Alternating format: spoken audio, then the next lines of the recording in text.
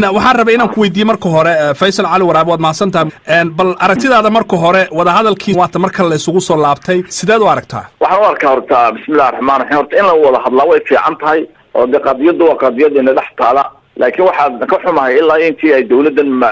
timi magaalada Xasan Sheekh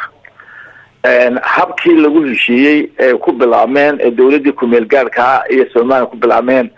markasta waxaad moodaysaa inuu arrintii doonayno ka duwo oo magaranaysa isagu ajenda gaar u leeyahay oo xitaa aanu Soomaaliya la qabin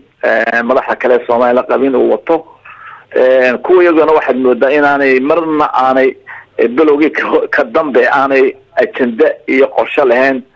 shir baan ka qayb galay wax u dheeray aanu jirin marka waxaan arkayaa waa maxay ajendaha qarsoonaad sheegayso aad ku eedeynayso madaxweynaha Soomaaliya waa maxay waxa weeye xaqiiqada dhulka taagan maanta Soomaaliya ay tahay wadan de facto jira oo 30 jira sano jiray oo magaalada saacada 60 lagu soo celiyay oo wada hadallo ay ku base gareena ay ku fadhiyaan sidii hore lagu talagalay laba entity oo wada hadlaya sidii 60 oo leh laba maamul oo kala jaada leh ayuu doonayaa inuu curyaamiyo qolada iyaduna male siyaasad iyo qorshe iyo wada tashi male waan shir baan ka qayb galnay moojaane marka waxaan isla garanay marka wadamada westernka mariyo dhan inaan warka aanay wada hadalaasi meel aanay ku socon laakiin madadaalo tan serious ka ahayn oo qolada maqaanka Soomaaliya especially madaxweynaha Soomaaliya laakiin Faysal labada dhinac waad eedeynaysaa adigu marka wada hadaladan qaybihii hore waad ku jirtay qaybaad ka ahayd marka hadda hadii laga reebo in miyaad qaylinaysaa arrinta sidaas baa ما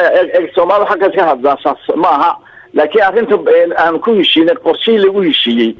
iyo qorshaha socday marka wuxuu leeyahay qorshe waxay ahayd hadda warqadaha hore ugu heshiinay dib u akhriid Somaliland government and Somalia federal government ahead maantana warqada hortaala waxa weeye dawladda Soomaaliya federationka oo la hadlaysa dawlad goboleedka Somaliland ayaa way warqadaha ay maanta hor yaala laakiin siad ku ogaatay adigu Turkiga hadda ma joogtid oo had igala hadlaysaa Copenhagen oo Denmark waxa galabta macaawi yaalay hor yaala labada wufuud ee Istanbul sidaad ku ogaatay anigu ruux daltoodkayga halkan jooga laakiin ruuxayga dad baa ii jooga jaalid baa noo joogta saacad hadda halka kala fadhiyaan saacadan kula hadliyo ayaan ogahay marka waxa la shaqeeyo wax kale kama shaqeeyo Soomaaliya ma ka shaqeeyo laakiin Faysal marka adigu dadka qaarkii waxay isleeyihiin Faysal maxaa la igu soo dari waayay inuu ka wadaa labadii dhinac inaad eedayso tiraahdo Soomaaliland way qaldantahay soo wax u wadaan kuwan Soomaaliland way ka daran yihiin marka sidee xal loo helaya marka dameen labada arrimood oo uu sheegay maan sameeynaanu eedan guud waan ka ku taabsiyay koo waxaan ku yiri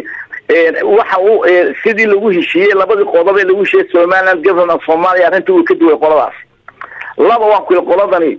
may oranin war wada hadal hadaa saa ku soconeen oo niman Soomaaliland xitaa ku jira 5 qof oo Soomaaliland ku jira inay iska joogaan baa marka ogaadeen Faysal waxaad ka hadlayso waa magacyo waxaad ka hadlayso waa magac warqad ku qoran laakiin qodobada lagu heshiiyay magacaan ka soo tagno laakiin arrimaha lagu heshiiyay maxay ahaayeen oo aad sheegi karto aad leedahay hore lama fulin waxa lagu heshiiyay koow in wada hadal ku fadhiyaan inay nahay laba entity laba dal oo Somaliland government and Somalia government ee Somaliland aanay ahayn sidoo la hadlayo Puntland amba Jubaland amba South Westland laba dal anagu Soomaaliya amba shan isku qaybsan badan waa noomidun anagu Somaliland waa dal gaar ah si 60 kiiba weey kiibu ka bedelayaa oo daba yareynaya Xasan Sheekh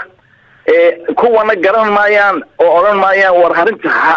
hadday horta istaajkan isku imanno inagoo maxay wada hadlina ma inagoo Somaliland iyo Soomaaliya laba aqdar ahaa si lixdagiya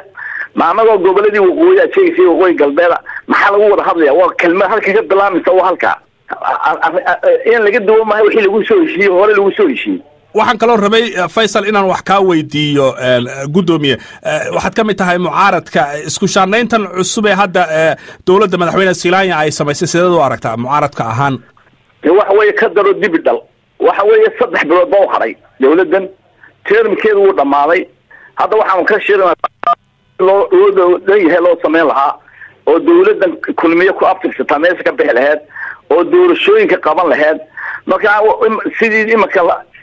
loo cusboonaysiiyey amba dib loo doortay hadda dawlad cusub sameeyey waxaan arkaa inay waxaas wax ka socon yahay khilaaf gudihiisana way keenaysaa gudahoodana way keenaysaa khilaaf guudna way keenaysaa wax la aqbali kara maaha laakiin adiga waxaa lagugu sheegayay inaaba dawladda aad u dhoweyd marka miyaad kala furateen anigu de waa dawladda kuma dhaweyd dawladda waa waxba naga dhexeeya waa dialogue haddaan wax naga dhexeeyaan cadow ma nihine waxa weeye wixii naga dhexeeya waan ka wada hadlaynaa danta guud waan ka wada hadlaynaa wax kaloo naga dhexeeya ma jirto laakiin talaabadani waa talaaba dalka khalkhal sii gelinaysa furfur sii gelinaysa afgarawaan keenaysa kalaisna gelinaysa qasna gelinaysa loomana baahneen xisbigiisa iyo dawladda dhexdiisana waa adiga arkayo daba wasiirkii maaliyadda waa ka xanaaqay xanaaq waxay keenaysaa dhibaato dhexdoodana way keenaysaa